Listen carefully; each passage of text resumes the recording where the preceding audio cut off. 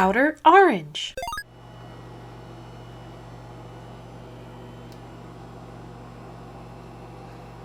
Oh boy, let's see what it is. Let's see what it is. What? Wait. Velvet voice reindeer? Hello. I'm wearing PJs. And I love Highlander! Alright guys, hi there, welcome to another Bermuda Triangle deck profile. Because there's only 5,000 ways you can build Bermuda Triangle right now. This is pretty much the second one of the many ways you can build. So today we're going to be discussing Highlander. I absolutely love Highlander. I've actually been into Highlander way before it became a thing, way before the prices went up. The prices were at $100, they're kind of at 50. It's actually, in terms of user friendliness, it's probably one of the hardest decks to build without having to spend quite a bit of money. But it is definitely one of my favorite decks. I picked it up a while ago. Big Bermuda lot that someone had, and I was able to pick up a lot of pieces that I was missing in Bermuda Triangle as a clan. And that a lot of it involved the Highlander stuff, which is the Great Fours. So I picked them up and I created a deck about a year ago actually, and now I updated it. So let's discuss this amazing, absolutely out of this world fun deck. Let's discuss Highlander Bermuda Triangle. So here we are in a different screen. We're going to discuss Highlander. Here we are. This will be our staple. But before we get into the grade 3 Velvet Voice Reindeer, let's go and talk about the grade 4s as they play a huge role in this as well. So I'm really for the rainbow synergy combination. I've seen some people run like different types of grade 4s. I just run the main 4. So this being Irina. And then we have Olivia, Ineska, and their name is Lura. So the reason why I run all 3, some people take this one out. The reason why I run all 3 is because they all kind of give you flavor and it gives you just kind of more options of what to do. So for our grade 4s, this is what I run. She's for your restand.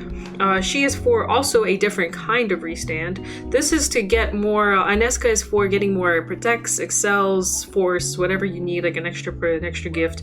And this probably one of the strongest cards that you can run into is the one that she makes your entire board pretty much appear. So it says when placed, reveal 10 cards from the top of your deck if all of them are normal units and have different card names. Call any number of revealed cards and they all get 10k. So this is one of the best ways to just completely filter your entire deck. Say you have 5 rearguard circles, you can literally just call all 5 out. Even if you have stuff on there, just call over it, give them 10k. 5 normal units from your deck, more chances of crit triggers, just kind of really adds onto the flair of the deck. So there's so many different ways you can approach a situation. Sometimes it's hard to know. So I won't be able to discuss literally everything possible that you can do in this deck. I'm just gonna talk about some main key pieces, and then as you play the deck, you'll see what I'm talking about. You'll be able to see some synergies for yourself that you can do. I also want to mention, I go for a more draw variant. I'm all about getting your pieces as quickly as possible, so a lot of the supporting cards I run are just drawing cards, but we'll get to that here. So going into our grade 3s, we have Reindear, Velvet Voice Reindeer. One of my favorite cards overall in the clan.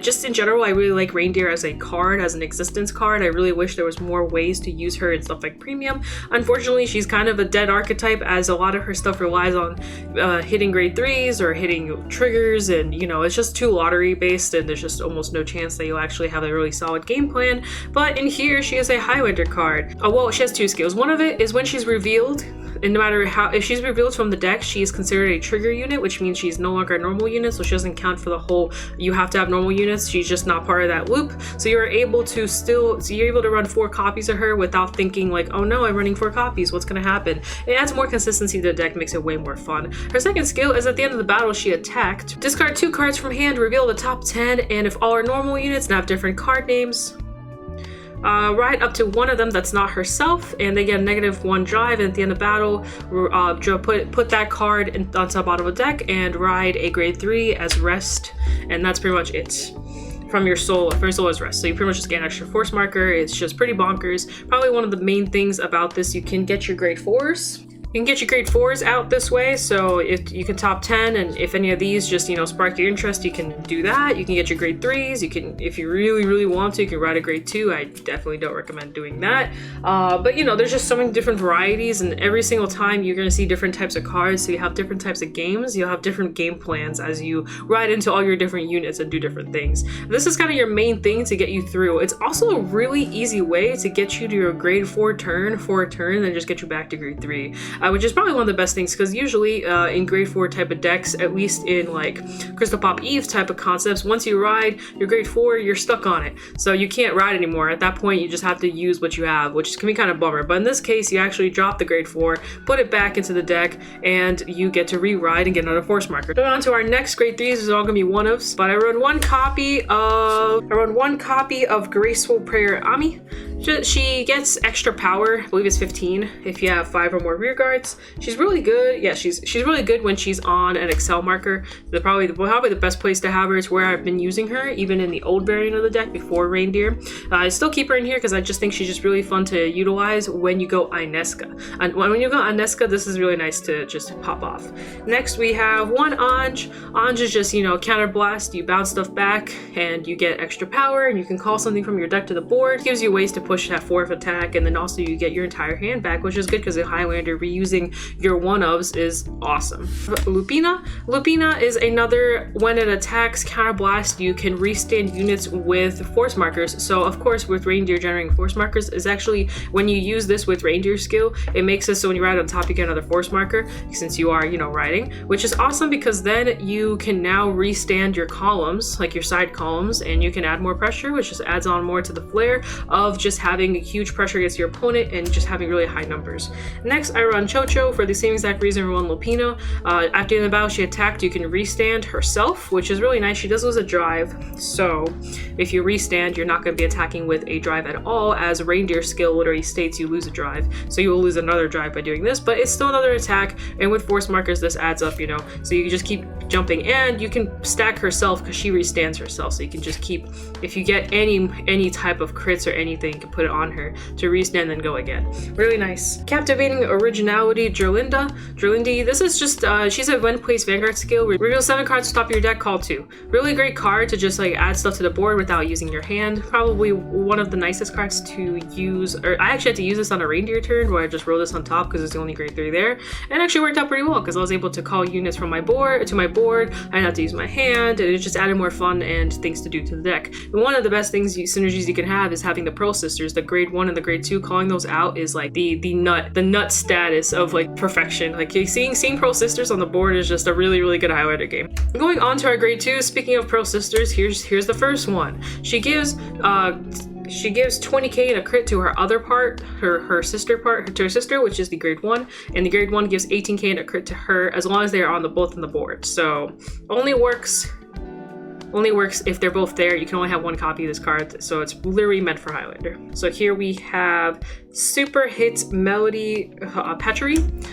Super Hit Melody Patchery, Soul Blast to gain 5k, Counter Blast to gain another 5k. You can use this as a restanding unit for like Lupina, for Chocho, for anything that searches. Anj is a really good one for this. It just gives you extra power, and then you can, if you have a way to restand, this is even better. So with Lupina, you swing with this, shoot the 20k on your own, you restand, you swing again. Is Sistico. Sistico's skill is if any cards were returned this turn, she gets 10k. Her other skill is if you can put a grade 3 or greater to the bottom of your deck, and if you do, you pick a unit and on your opponent's side, and that unit cannot stand on your opponent's stand phase. So just a way to just manipulate their board if you need to. Just a good way to get rid of some like problem cards. Forces your opponent to have to call over, do some stuff in it. It's not the best card in the world in my opinion. I'm starting to realize that because there's things that just the game goes too fast to where that doesn't matter. Your opponent would just call over it anyway just so they could have a board and go. But it's just a good to have. It gets 10k, you know, it's not bad. Next we have Blue Silver Diva Brumi. Brumi is pretty nice. She's 15k on your opponent's turn. Also, if she hits, you counterblast draw cards, so just extra ways to add pressure. There isn't too much CB, like too much counterblast or soul blast that's used in this deck, so you can actually use this and not have to worry about it too much. You can also bounce it back, use it again with Aja skill, so it's pretty nice.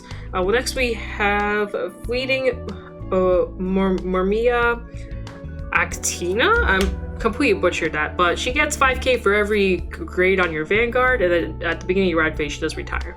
So she's just really good to place. If your Vanguard's 4 grades, that's 12k, making her a 22k, just extra power. Class Session Astina.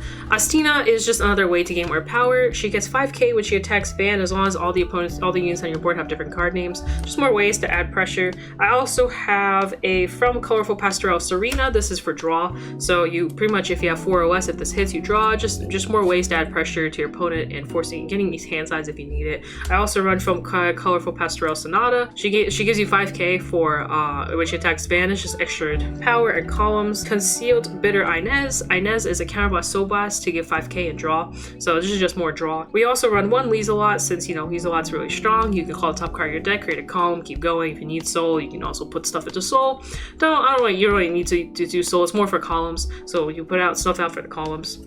Next we have Aqua. Aqua lets you return stuff to hand. On top of the fact she gets 5k on her own, you can draw and discard. Just a nice way to filter through your deck as quickly as possible. Going into our grade 1s, I run one grade 1 Perfect Guard. So the reason why I do this is because this grade 1 Perfect Guard lets you draw.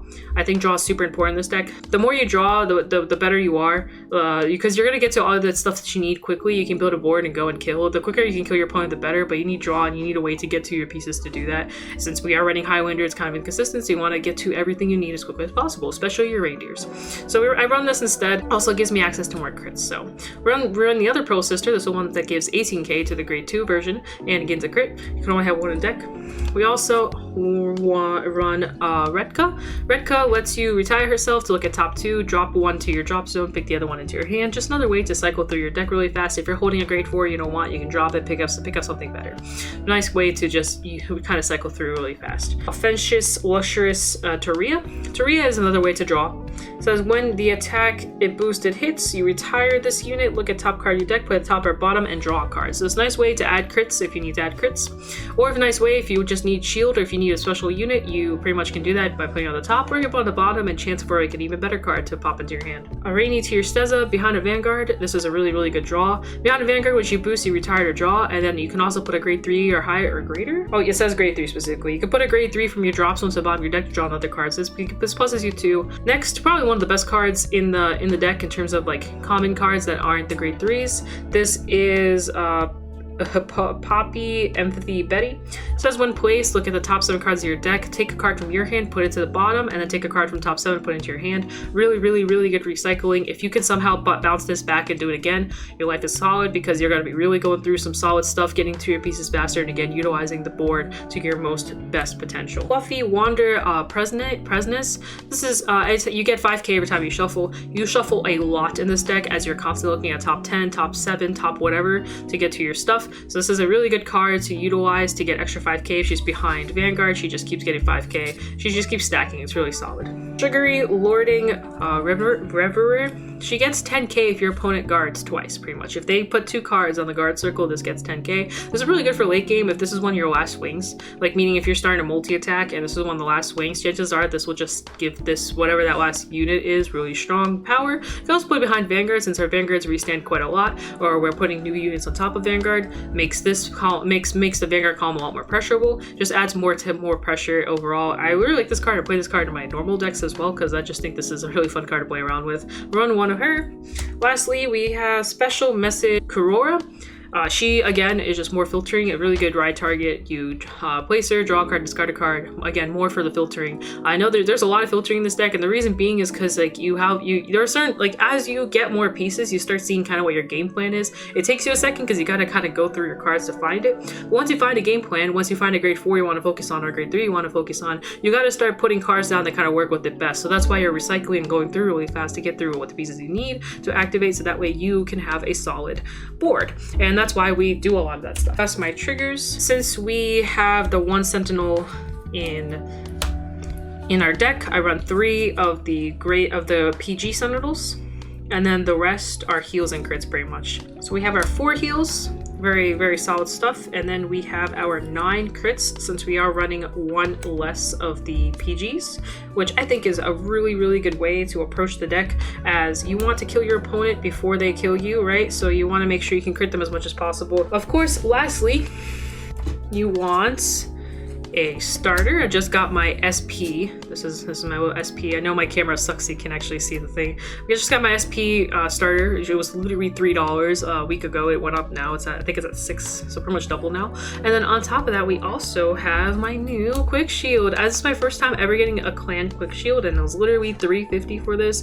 And it's textured. It's really pretty, but it's textured. There's texture on it. I love it. So of course you're gonna probably want to go force one. There's really no discussion suggestion here. You can go Force 2, however, your columns are so small and you're restanding so much, usually Force 1 is better. The other gifts, in case you do go Aneska, you will usually probably go Protect 1 for the extra protection, obviously.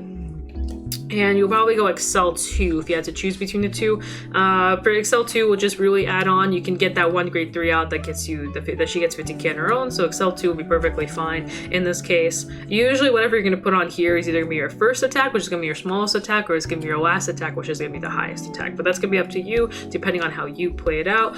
You can go Protect 2. I would recommend probably going Protect 1 since Highlander or in general Bermuda Triangle tend to be more glass cannon type of decks, which means you will die. So knowing that you can die pretty easily, this will give you a nice little chance, a nice little extra survival. But of course, based on what you are facing. If you're facing clans that can't board wipe you easily or have smaller columns that attack you, like Excel marker, Excel stuff that doesn't have as higher numbers that can attack you, then maybe going Protect 2 will kind of give you that moment to just kind of be able to intercept through those small attacks and all that stuff. Other than that, I really don't have much else for you guys. I can talk about some combos here and there, but really your main focus is you want to make sure you get to your pieces, your main pieces using this card right here. You want to make sure you get to these, whichever one you decide to choose depending on what's going on, but you got to get to this in order to get to these quicker, you know what I mean? And then of course, once you do, you also have your options of grade 3s, you know, so usually you're never going to ride this, but you'll definitely ride this. You'll definitely ride Anj, Wapina, Chocho, or even this girl over here, the Droletti. So up to you, whatever you decide to choose, but your main focus is get to this and then you choose out of these which one you're gonna get into. And of course it all depends on your top 10, so every single game will be different, it'll be unique. You'll have an Anj game, you might have a Lupina game, you might have a Chocho game, you might have a Nesca game, really rare, but you might get an Irina. You know, there's so many different things that are gonna happen that you'll probably it's kind of up to you to see the combos, because with each different thing that happens there'll be different combos. But I just wanted to talk to you guys about the deck and kind of like what I do and use. Anyway, that's the end of my little Highlander video. If you guys have any questions or any suggestions or anything that you think needs to be added or taken out or whatever, just want to say hi, feel free to say hi. So I am now back in my intermission screen. Hello, and I just wanted to say bye-bye now. So thank you for watching. Hope you guys enjoyed the video. Hope it was informative to you. Peace out. Do svidaniya. I'll see you guys in a new video in the future. It'll probably be another Bermuda Triangle video, so stay tuned. Bye! Also, shout out to this guy, Nathan Campbell, for joining on into the channel. Thank you for the subscription, and yeah, just wanted to add on that flair. Thank you so much for the support.